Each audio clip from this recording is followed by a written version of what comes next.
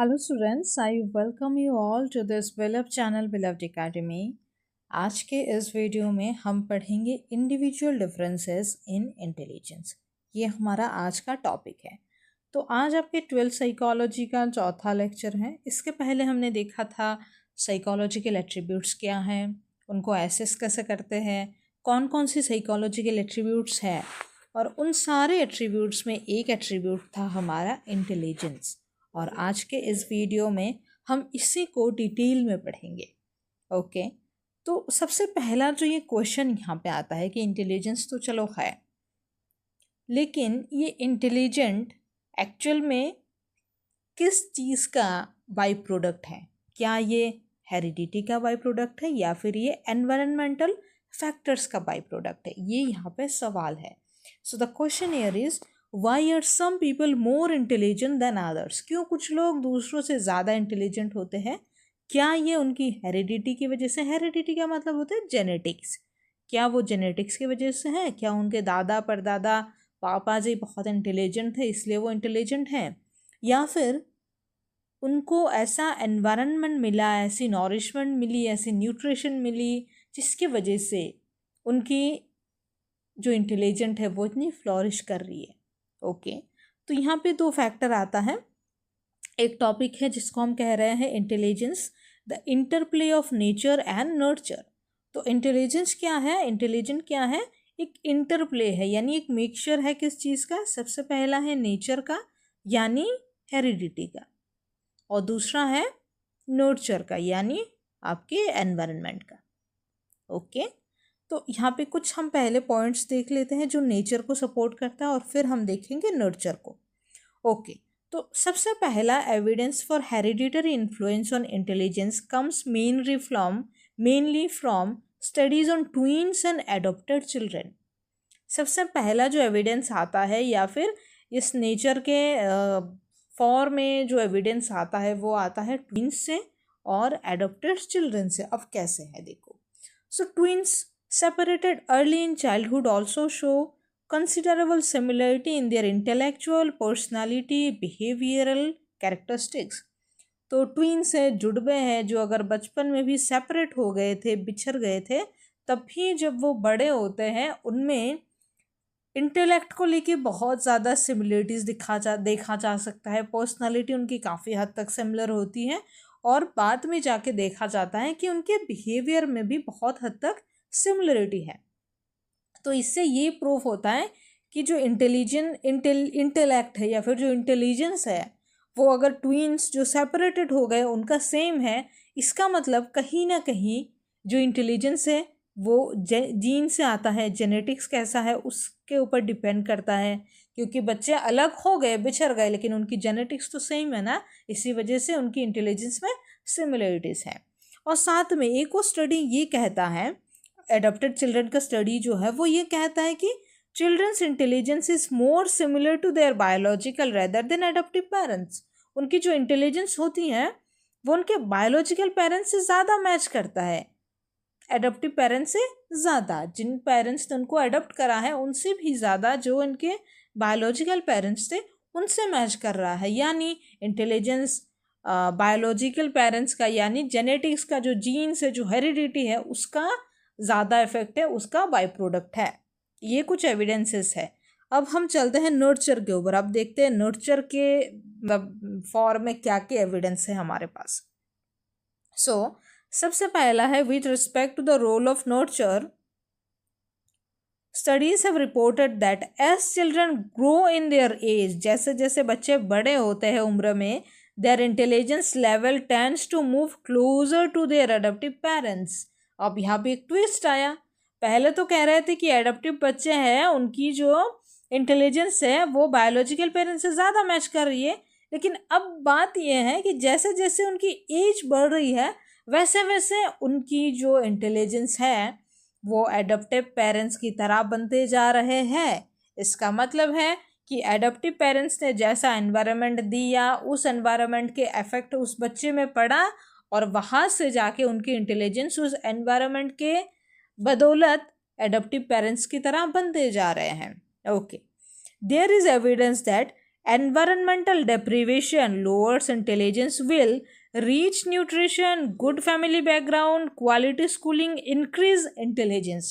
तो ऐसा भी एविडेंस है कि अगर एनवायरमेंटल डिप्रीवेशन है यानी एनवायरनमेंट में बहुत ज़्यादा नेगेटिविटी है या फिर जो न्यूट्रिशन की या फिर अच्छी फैमिली बैकग्राउंड की क्वालिटी की लैक है, तब इंटेलिजेंस क्या होता है, लोअर्स हो जाता है यानी घट जाता है, कम हो जाता है लोगों में। मतलब बच्चा अगर शार्प था भी वो धीरे धीरे मंद बुद्धि होने लगता है, उसकी शार्पनेस जो है वो ख़त्म होने लग जाती है। ओके। और ऑन द अदर हैंड अगर उसको अच्छा न्यूट्रिशन मिल रहा है, अच्छी फैमिली बैकग्राउंड है, अच्छी स्कूलिंग अगर उसको मिल रहा है, वहाँ पे जाके उसकी जो इंटेलिजेंस है वो क्या होता है, फ्लोरिश करता है। तो फ्लोरिश कैसे करता है, जब वो अच्छी नॉरिशमेंट उसको मिलता है तब वो फ्लोरिश होता है, यानी अच्छी nourishment is directly proportional to the flourishment. इस चीज़ को आप याद रखो। ओके। अब यहाँ पे एक नोट में कुछ इंपॉर्टेंट चीज़ें लिखी है, वो हम देख लेते हैं। सबसे पहले लिखा है कि intelligence is a product of complex interaction of heredity and environment. तो इससे अब हम कह सकते हैं कि ना तो नेचर का अकेले का कमाल है, ना ही नर्चर का अकेले का कमाल है। ये इंटेलिजेंट पूरा का पूरा नेचर और नर्चर दोनों से मिलता बना है। ओके। और दूसरा है कि heredity can be best viewed as something that sets a range within which an individual's development is actually shaped by the support and opportunities of the environment. तो हेरिडिटी एक ऐसा रेंज सेट करता है जिससे कि हम ये डिसाइड कर पाए कि एनवायरनमेंट में उसकी इंटेलिजेंस ज़्यादा हुई है या कम हुई है। आप ऐसे समझो कि उसकी जो बायोलॉजिकल जो वो था, मतलब हेरिडिटी के बेसिस पे मानो उसके इंटेलिजेंट हम एक ऐसे एक on the scale of 1 to 100 हम ऐसे मान लेते हैं, उसका था 80 होना था। अब वो एक अच्छे एडप्टिव पेरेंट्स के पास गया और उसकी जो हो गई इंटेलिजेंस वो हो गई 100, तो हम कहेंगे कि 80 उसका रेंज था और 100 हुआ है, यानी वो चीज़ें इंक्रीज़ हुई।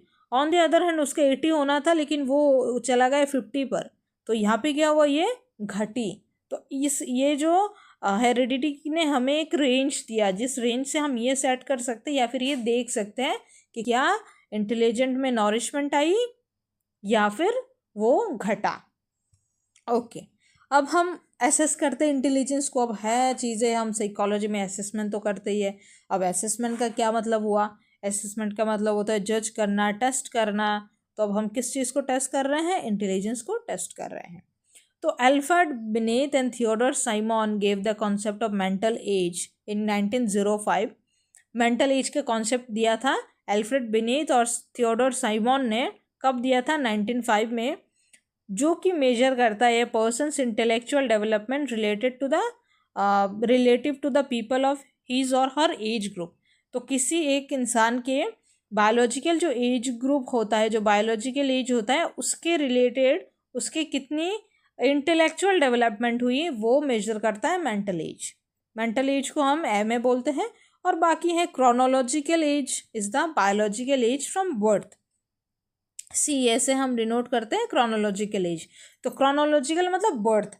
वैसे वो एक डायलॉग बहुत वायरल हुआ था ना अमित शाह जी की कि आप क्रोनोलॉजी समझिए। तो क्रोनोलॉजी यानी पैदाइश, आप इसकी पैदाइश समझिए। कोई समस्या हुआ, वो उसकी जड़ कहाँ है, वो पैदा कहाँ से हुई, आप इसको समझिए। तो वही है क्रोनोलॉजी। तो क्रोनोलॉजिकल एज यानी पैदाइशी उम्र क्या है आपकी, वो आपका क्रोनोलॉजिकल एज। तो किसी भी ब्राइट बच्चा अगर होगा तो उसकी मेंटल एज ज़्यादा होगी उसकी क्रोनोलॉजिकल एज से। मतलब बच्चे का अगर क्रोनोलॉजिकल एज है मानो 12, तब वो 6th क्लास में आने के लायक है जो जब उसकी उम्र होती है। लेकिन मानो वो 15 ईयर्स जैसे हरकतें कर सकता है, मतलब वो 9th की 10th की इंग्लिश मैथ्स थोड़ी थोड़ी उसको समझ आने लगती है। या फिर बहुत अच्छे से भी कुछ लोग को आता है जो 6th में होते हैं 7th में होते हैं, उनको 9th 10th की मैथ्स वगैरह बहुत अच्छे से आती है। तब जब उस बच्चे की मेंटल एज, तो हम यहाँ पे कहेंगे ना कि वो 12 साल की उम्र में उसकी इंटेलेक्चुअल डेवलपमेंट ज़्यादा हो गई, 15 साल के जैसे हो गई, तब वो बच्चा क्या हुआ, ब्राइट हो गया, ब्राइट हो गया। और अगर उल्टा होता है, आप 9th 10th में आकर भी आपको 6th 7th की चीज़ें समझ में नहीं आ रही है, तब आप क्या हुए, आपको है डल, आपको है मंद बुद्धि। आप नहीं, मतलब जो बच्चा ऐसा है वो हुआ ऐसा। ओके। फिर अभी एक और कॉन्सेप्ट आता है रिटार्डेशन। रिटार्डेशन तो रिटार्डेशन का हम अगर सीधा मतलब देखें तो उसको हम कहते हैं इंटेलेक्चुअल डिसेबिलिटी। तो डिसेबिलिटी का मतलब क्या है बोलो? जो एबिलिटी नहीं है, डिसेबिलिटी मतलब एबिलिटी नहीं है उसकी, तो उसको इंटेलेक्ट की उतनी एबिलिटी नहीं है। लेकिन इसको हम कैलकुलेट कैसे करते कि कब क्या होने पर वो बच्चा रिटार्डेड है, हम ऐसे कहेंगे। So retardation was defined by Binet and Simon as being 2 mental age years below the chronological age. मतलब उसकी जो क्रोनोलॉजिकल एज है उससे अगर 2 साल कम उसकी मेंटल एज है तब वो बच्चा रिटार्डेड है। यानी अगर किसी का क्रोनोलॉजिकल एज हुआ 15 और उसकी जो मेंटल एज है वो 13 साल के बच्चे जैसा है, मतलब कोई 15 साल का बच्चा है और उसकी मेंटल एज 13 साल की है, तो यहाँ पे उसकी क्रोनोलॉजिकल एज से 2 एज कम हुआ उसकी मेंटल एज का, मतलब मेंटल एज कम हुई, मतलब मैं कंफ्यूज हो रही हूँ, मतलब क्रोनोलॉजिकल एज से 2 साल कम हुआ अगर उसका मेंटल एज, तब वो बच्चा रिटार्डेड। ओके, तो यहाँ पे अभी हम एक कॉन्सेप्ट आता है आईक्यू। अभी इंटेलिजेंट आ रहा है, तो इंटेलिजेंट को जो मेजर करते हैं उसको हम कहते हैं आईक्यू, इंटेलिजेंट कोशेंट। अब इंटेलिजेंट कोशेंट को हम कैसे कैलकुलेट करते हैं वो देख लेते हैं। सो इन 1912 William stern, a German psychologist, devised the concept of intelligent quotient.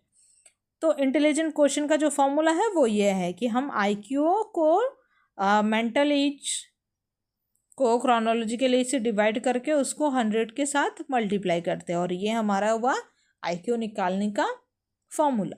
Okay, so IQ scores are distributed in the population in such a way that scores of most people tend to fall in the middle range of the distribution।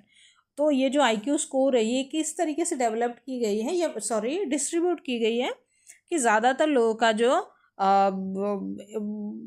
IQ है वो कहीं ना कहीं बीच में आता है। मतलब ये अगर ऐसा ग्राफ है तो ज़्यादातर लोगों का जो मेंटल एज है, सॉरी मेंटल एज नहीं, IQ है वो इधर कहीं ना कहीं बीच में आएगा, मतलब मीन होगा। जो मीन IQ है वो ज़्यादातर पॉपुलेशन की IQ है।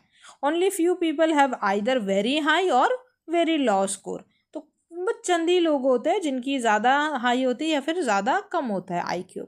So the frequency distribution for the IQ scores tends to approximate a bell shaped curve called the normal curve. तो जो एक कर्व ऐसा बनता है, फ्रीक्वेंसी डिस्ट्रीब्यूट होता है जब IQ का, तब हम उसको, वो एक बेल शेप कर्व बनता है जिसको कि हम नॉर्मल कर्व कहते हैं। इसकी कई तो फोटो है, हाँ। So the type distribution I symmetrical around the central value call the mean. तो ये जो बीच में जो सिमेट्रिकल है उसको हम कहते हैं मीन।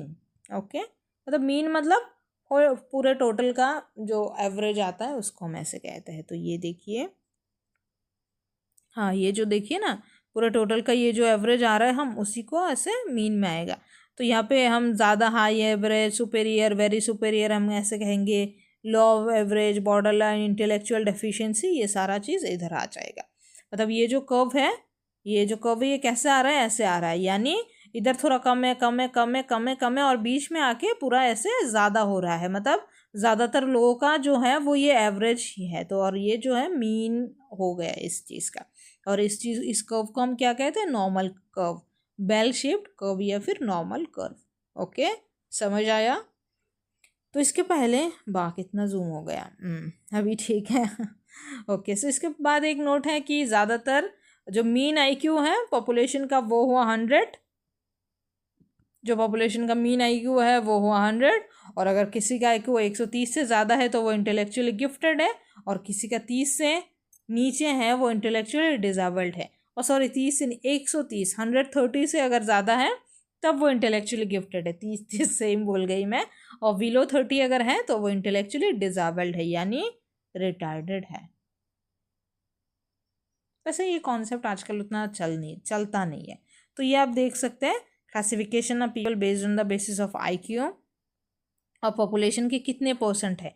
तो आप यहाँ पे देखिए जो 50% है, ये आप, ये थोड़ा इंपॉर्टेंट है, आप इसको देखिए, गौर से देखिए। ये जो मतलब 90 से 109 तक 50% पॉपुलेशन का IQ यही है, और 50% जो पॉपुलेशन है वो एवरेज है।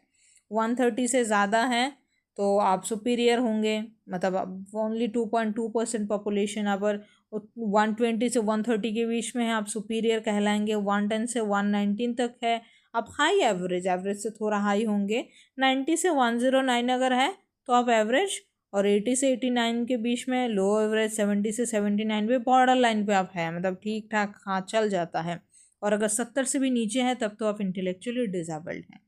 तो आप ये देखिए जो डिसेबल्ड इंटेलेक्चुअली है वो भी 2.2% है, और वेरी सुपीरियर जो है वो भी 2.2% ही है, और बाकी जो भी है वो सब बीच बाच पे कहीं पे आ जाता है, और जो एवरेज है वो 50% लोगों का एवरेज रहता है, और एवरेज IQ क्या है 90 से 109 के बीच जो रहता है वो एवरेज है। बहुत अच्छे से समझ आ गया होगा। अभी हमारा जो नेक्स्ट टॉपिक है वो है variation of intelligence. Variation of intelligence में आप इस टॉपिक से समझो कि इंटेलिजेंट अभी हमने देख लिया, अब ये कौन कितना इंटेलिजेंट है, क्या एवरेज है, क्या सुपीरियर है वो भी देख लिया। अब उसी में भी ना इंटेलिजेंट में भी बहुत हद तक वेरिएशंस रहती है, अब हम उसको देखते हैं। तो उसमें जो सबसे पहला हमारा टॉपिक है वो है इंटेलेक्चुअल डेफिशिएंसी। तो डेफिशिएंसी का मतलब होता है लैक, ये हम सबको पता है, मतलब नहीं है कोई चीज़, नहीं है ना।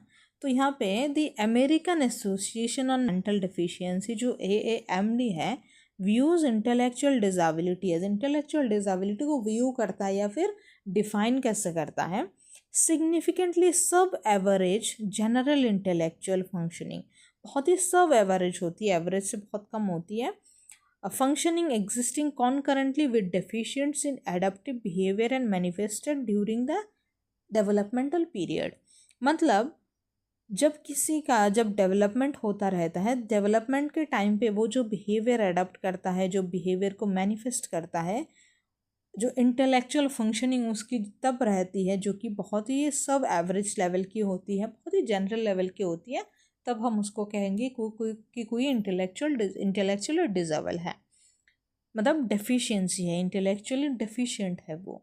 कैसे, मतलब जब किसी का डेवलपमेंट हो रहा होता है और तब उसकी जो बिहेवियर है वो इंटेलेक्चुअली, जो बिहेवियर है, जो इंटेलेक्चुअल फंक्शनिंग है वो उसको डेफिशिएट करता है, वो उसको लैक करता है, और वही उसके बिहेवियर में अडॉप्ट होता है, तब वो इंटेलेक्चुअली डेफिशिएंट है।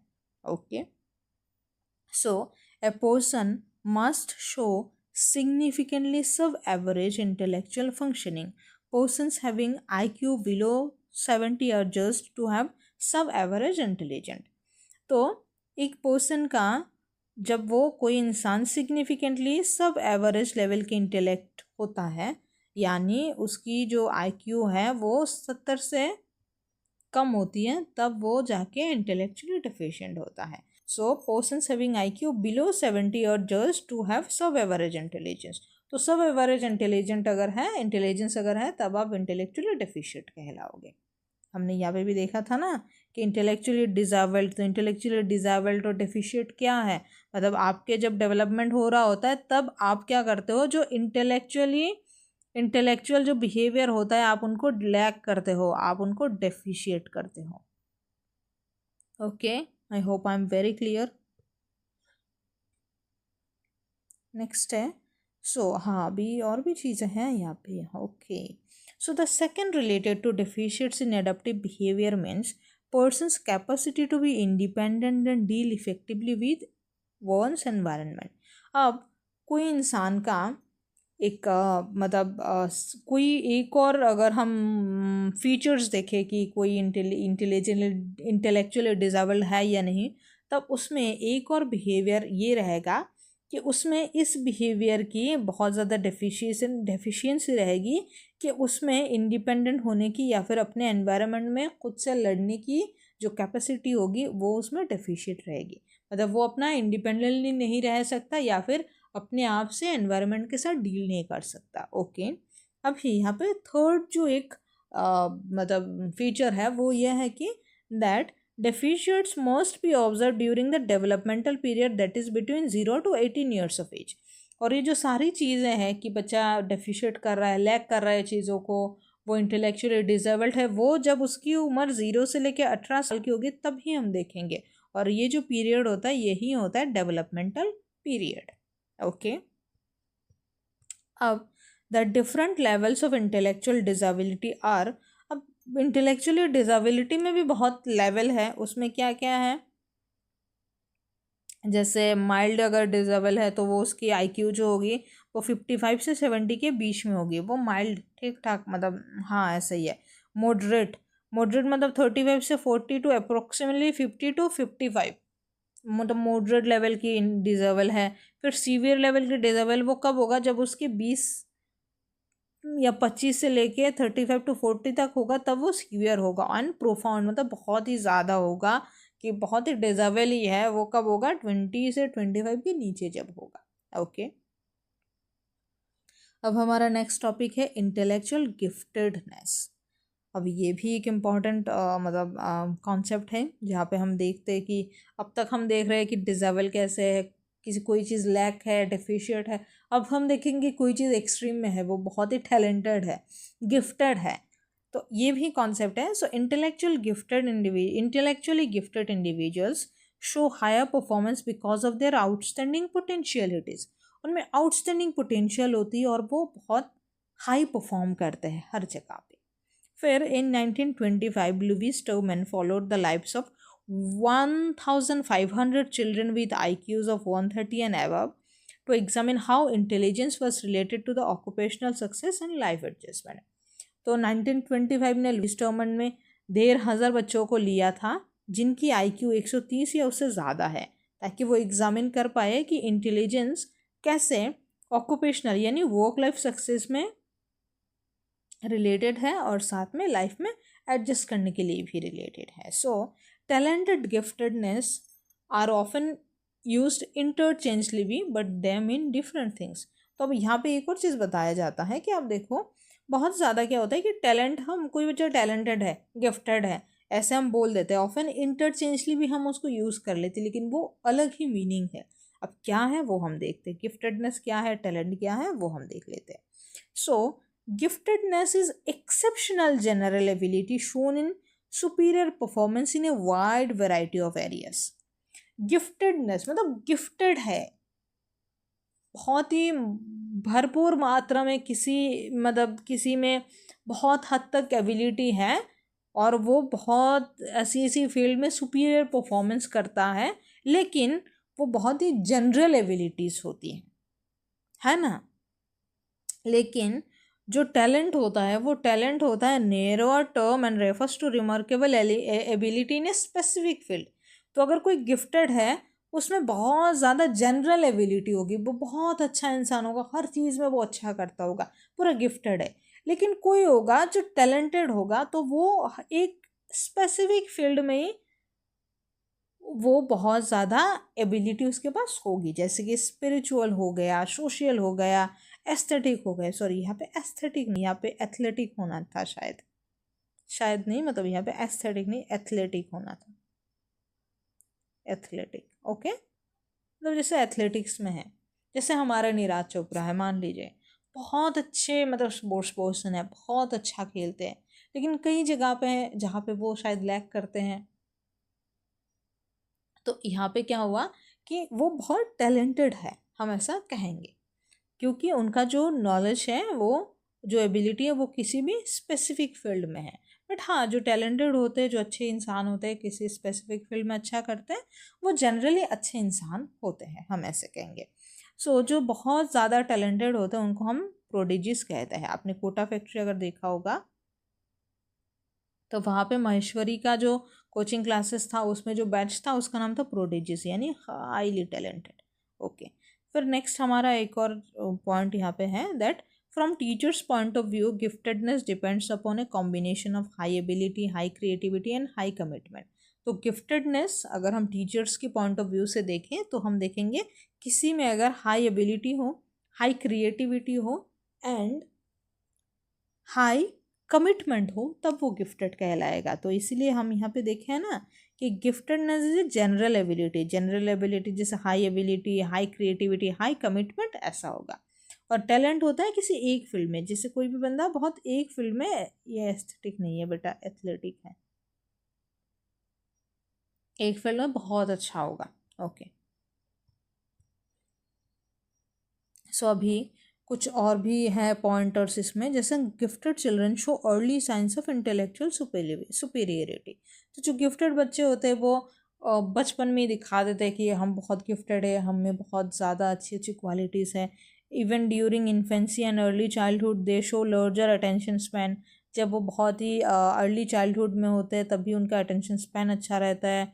Good recognition of memory, memory अच्छी होती है। Preference for novelty, sensitivity to environmental changes and early appearance of language skill. तो ये सारी चीज़ें उनमें होती हैं। कुछ कुछ जगह पे जैसे मुझे लगता है ना कि ये उतना क्या है कि एक्सप्लेन करने की ज़रूरत नहीं है, तो मैं वहाँ पे नहीं करती हूँ, और इसी बात को एक्सप्लेन करने के लिए मेरे को टाइम लग रहा है। So some important characteristics of gifted children की क्या क्या कैरेक्टरिस्टिक्स होती है। उनकी लॉजिकल थिंकिंग बहुत एडवांस होती है। Questioning and solving behaviour, problem solving behaviour बहुत अच्छा होता है।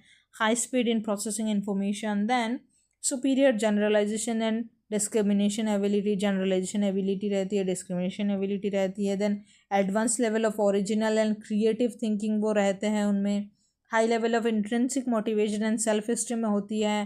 Then independent and non conformist thinking उनका पैटर्न रहता है। Preference from solitary academic activities for long periods, मतलब एकेडमिक एक्टिविटीज़ में वो बहुत टाइम तक टाइम वगैरह दे पाते हैं, उनको वो प्रेफर करते हैं, मतलब अच्छा वो लोग परफॉर्म करें, एक टाइम दे पाते हैं, उतना अटेंटिव रहते हैं, अटेंशन स्पैन उतना दे पाते हैं। So to reach their full potential, gifted children require special attention and different educational programs beyond those provided to normal children in regular classroom। तो अगर कोई बच्चा गिफ्टेड है और वो अपनी फुल पोटेंशियल तक पहुंचना चाहता है, तब उसको अटेंशन भी स्पेशल चाहिए होगा, और साथ में उसकी अच्छी एजुकेशनल प्रोग्राम डिफरेंट होना चाहिए जो कि नॉर्मल बच्चे को रेगुलर मिलता है, तभी वो एक्सेप्शन कर पाएगा ना। मतलब एक्सेप्शन चीज़ें उसको मिलेगा तभी वो लाइफ में एक्सेप्शनली ग्रो कर पाएगा, सिंपल सी बात है। अब हम टाइप्स ऑफ इंटेलिजेंट टेस्ट देख लेते हैं। कुछ इंटेलिजेंट टेस्ट है, हम उनको देख लेते हैं, और उसके बाद हमारा नेक्स्ट टॉपिक आएगा कल्चरल इंटेलिजेंस। इसको हम नेक्स्ट करते हैं। इसके पहले मैं थोड़ा सा पानी पी लेती हूँ। इंटेलिजेंट टेस्ट के क्या क्या टाइप है? तो टाइप में पहला टाइप है इंडिविजुअल और ग्रुप टेस्ट। सबसे पहला है इंडिविजुअल टेस्ट है और ग्रुप टेस्ट है। अब इंडिविजुअल टेस्ट में कैसा है, ग्रुप टेस्ट में कैसा है, हम वो देख लेते हैं। फिर हमारा है वर्बल, नॉन वर्बल और परफॉर्मेंस टेस्ट। तो इंडिविजुअल टेस्ट नाम से पता लग रहा है ना कि is used for one which can be administered to one person at a time. Simple सी बात है, इंडिविजुअल मतलब one person at a time.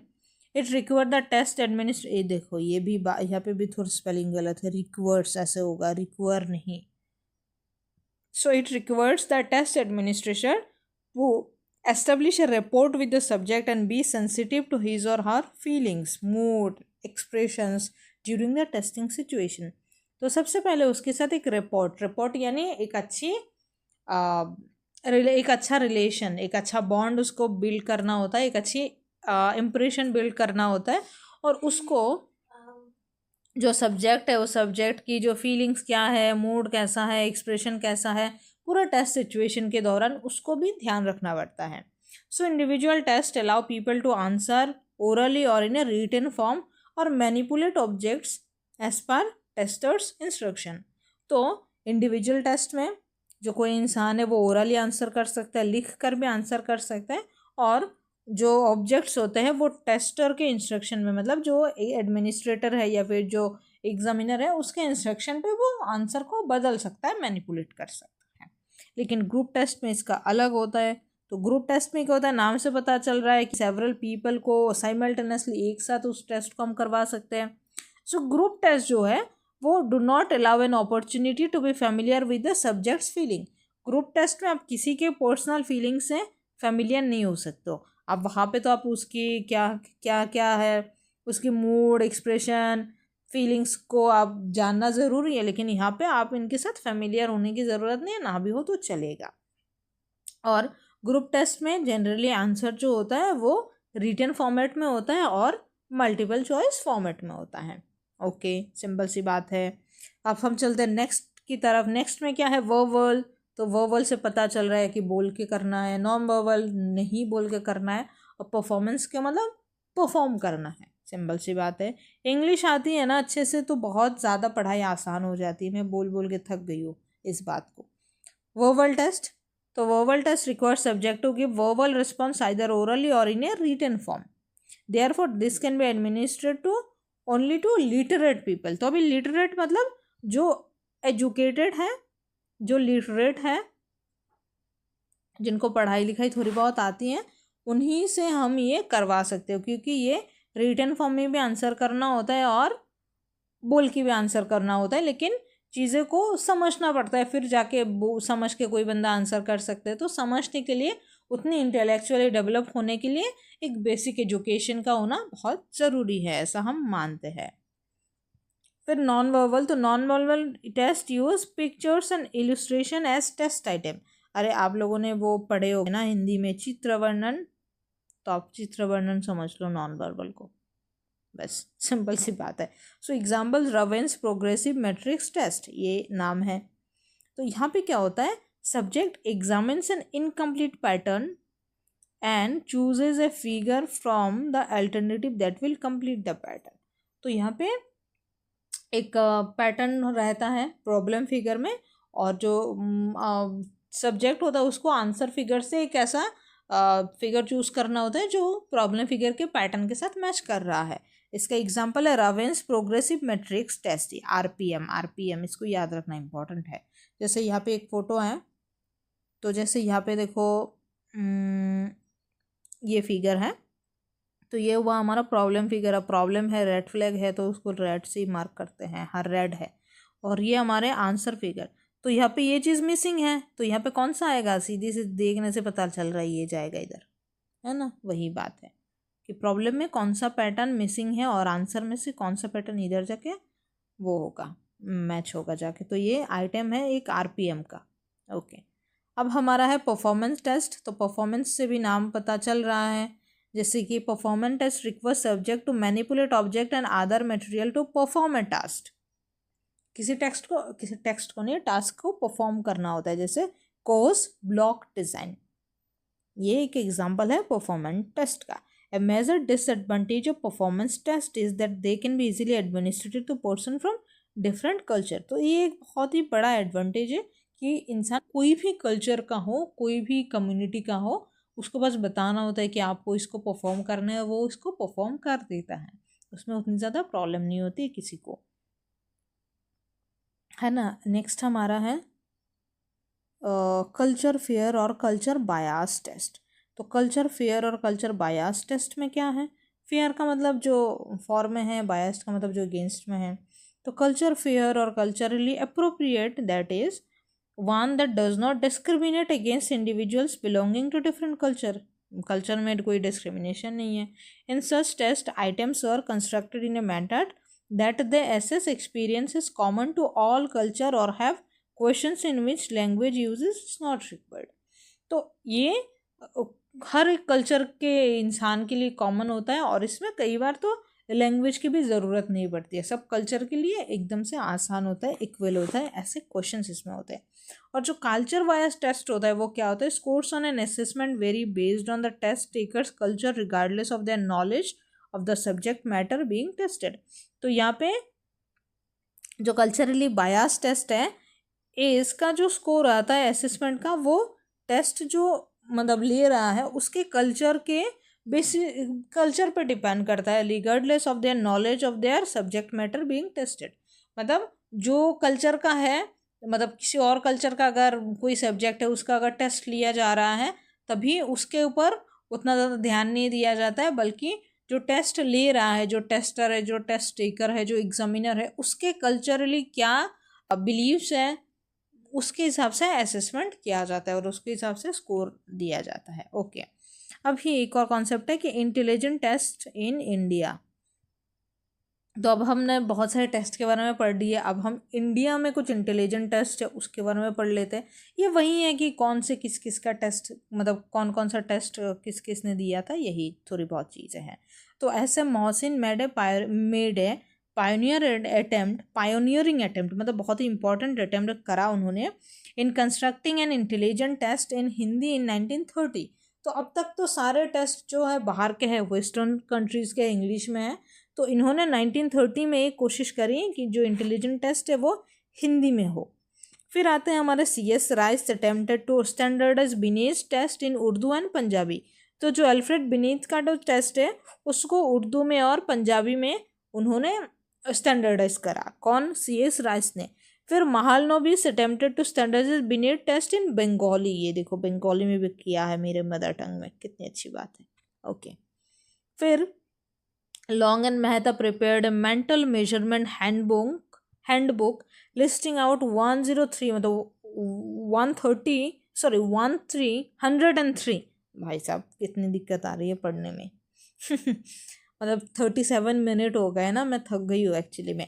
So 103 test of intelligent in India that were available in various language. तो Long और मेहता ये दोनों ने मिलकर एक हैंडबुक प्रिपेयर करा जिसमें 103 टेस्ट को उन्होंने लिस्ट करा इंडिया में, जो कि अलग अलग लैंग्वेज में था। Okay. So the national library of educational and psychological test NLEPT, National Library of Educational and Psychological Test and National Council of Educational Research and Training NCERT has documented Indian test। अब इतने सारे जो Indian test है वो कहाँ पे documented है? तो national library of educational and psychological test और हमारी जो प्यारी सी national council of educational research and training है अपनी NCERT खुद की, जिसकी बुक हम पढ़ रहे हैं, जिनकी बुक हम पढ़ रहे हैं, उन्होंने डॉक्यूमेंट करा है। सो इन सारे टेस्ट में जो भाटिया का जो बैटरी टेस्ट परफॉर्मेंस है ना वो बहुत ही ज़्यादा पॉपुलर है, इसको आप याद रखना। अब है कि चलो टेस्ट के बारे में हमने जाना, इतनी सारी अच्छी अच्छी बातें जानी, लेकिन इन टेस्ट की कुछ मिस यूजेस भी तो होती है। हर चीज़ का प्रोज और कॉन्स होता है, हर एक इंसान का कुछ बुराई होती है कुछ अच्छाई होती है, वैसे ही जो इंटेलिजेंट टेस्ट है उनकी भी कुछ यूज़ है कुछ मिस यूज़ है। अब वो मिस यूजेस क्या है हम उनको देख लेते हैं। मज़ा आ रहा है कि नहीं बोलो? नहीं मज़ा आ रहा है ना, तो मैं बहुत थक रही हूँ, फिर भी मैं मज़े करके पढ़ा रही हूँ, आप लोग को भी मज़ा आना चाहिए ना।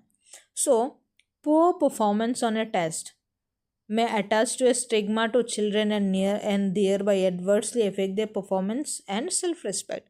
तो किसी बच्चे का अगर poor performance होता है किसी टेस्ट में तो उससे उसकी जो है सेल्फ रिस्पेक्ट जुड़ जाती है और उसको लगता है कि मेरी तो टेस्ट रिजल्ट ख़राब आ रही है, मेरी सेल्फ रिस्पेक्ट गिर रही है, तो उसकी परफॉर्मेंस में बहुत ज़्यादा एडवर्स इफेक्ट आता है, ख़राब इफेक्ट आता है, उसकी सेल्फ एस्टीम सेल्फ कॉन्फिडेंस गिरने लगता है। सो द टेस्ट में invite discriminating practices from parents teachers and elders in society. और इसकी वजह से जब ऐसे टेस्ट होते हैं उसमें कुछ खराब उल्टा सीधा रिजल्ट आता है तो इससे डिस्क्रिमिनेशन होता है पेरेंट्स की तौर से कि इस बच्चे ने अच्छा किया इसको तो हम ट्रीट देंगे, इसने नहीं किया इसको नहीं दे रहे हैं। सेम टीचर्स के साथ और सोसाइटी में एल्डर्स भी है वो भी ऐसे करते हैं, पार्शियलिटी तो हर जगह है। फिर administrating a test biased in favor of the middle class and higher class population may underestimate the IQ of children coming from disadvantaged section of the society। तो अगर हम टेस्ट को ऐसे मिडिल क्लास और हायर क्लास करके administrate करते हैं तो वहाँ पे क्या हो जाएगा, बहुत सारे ऐसे टेस्ट है जो हम सिर्फ हायर क्लास पे करेंगे लेकिन जो कि थोड़े डिसएडवांटेजेस सेक्शन में आते हैं, जो थोड़ी लोअर मिडिल क्लास है या फिर लोअर क्लास से भी आते हैं, वो इसमें पीछे छूट जाएंगे ना। वो इससे क्या होगा, लैक हो जाएंगे, हम उनको अंडर एस्टिमेट कर देंगे कि ये तो मिडिल क्लास से नहीं है, हायर क्लास से नहीं है, लोअर क्लास से, इसको नहीं करवाते टेस्ट। और ऐसे में देखना उनमें कोई कोई ऐसे टैलेंट छुपा होगा जो बाहर आएगा ही नहीं। ओके।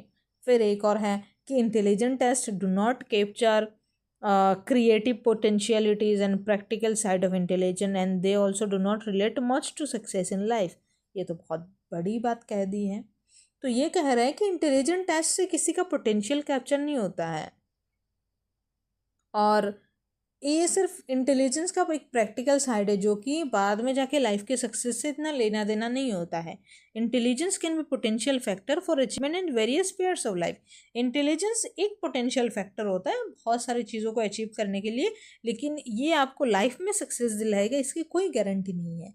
तो वहाँ पे क्या आता है, वहाँ पे हमारे आता है इमोशनल कोशेंट। इमोशनल इंटेलिजेंस जो है, इमोशनल क्वेश्चन जो है वो वहाँ पे आएगा। तो अब हमारे लाइफ में होगी इमोशनल क्वेश्चन की एंट्री, इमोशनल इंटेलिजेंस की entry. Okay, so that's all. आपको मैं उम्मीद करती हूँ कि अच्छा लगा होगा लेक्चर। तो यही है, ख़त्म है हमारा, नहीं ख़त्म नहीं है, बहुत सारी चीज़ें अभी और भी बची हैं। हम धीरे धीरे धीरे धीरे इन चीज़ों को सबको ख़त्म करेंगे। तो फ़िलहाल के लिए आप लोगों के लिए इतना ही। मेरी आप लोगों से गुजारिश रहेगी कि अगर आपको इसका PDF नोट्स चाहिए या फिर इम्पोर्टेंट क्वेश्चन वगैरह चाहिए तो आप नीचे डिस्क्रिप्शन में दिए गए व्हाट्सएप चैनल ज्वाइन करो, वहाँ पे लिंक दिया है। और इसके साथ साथ अगर आप लोग मुझसे सोशल मीडिया के थ्रू जुड़ना चाहते हो तो ये प्रियशी सूत्रधर, ये रही मेरी इंस्टा ID। वहाँ पे बिलव्ड एकेडमी वगैरह लिखा होगा, आप लोग मुझे आराम से ढूंढ सकते हो। तो आप लोग मुझे मेरे साथ इंस्टा पे जुड़ सकते हो। और मैं चाहूँगी कि आप कमेंट करके बताओ क्या और चाहिए, लेक्चर्स कैसे लग रहे हैं, क्या सही है या फिर कुछ चेंजेस करना चाहिए। सब्सक्राइब करो, पूरा सिलेबस मैं ख़त्म करवाऊँगी यार। फिर वन शॉट करेंगे, सैम्पल पेपर करेंगे, PYQs करेंगे, शॉर्ट नोट से रिवीजन करेंगे, बहुत कुछ करेंगे। MCQ सीरीज़ भी मैं लाने का प्लान कर रही हूँ, वो सारा कुछ आएगा। तो आप बस सब्सक्राइब करो, जुड़े रहो। ये भी थोड़ी हिम्मत बढ़ाओ सब्सक्राइब करके कि मैम अच्छा पढ़ाती हो, सब्सक्राइब कर दिया तुमको। बस that's all. Thank you so much, बहुत हो गई मजाक। ऑल द वेरी बेस्ट, मिलते हैं नेक्स्ट लेक्चर में।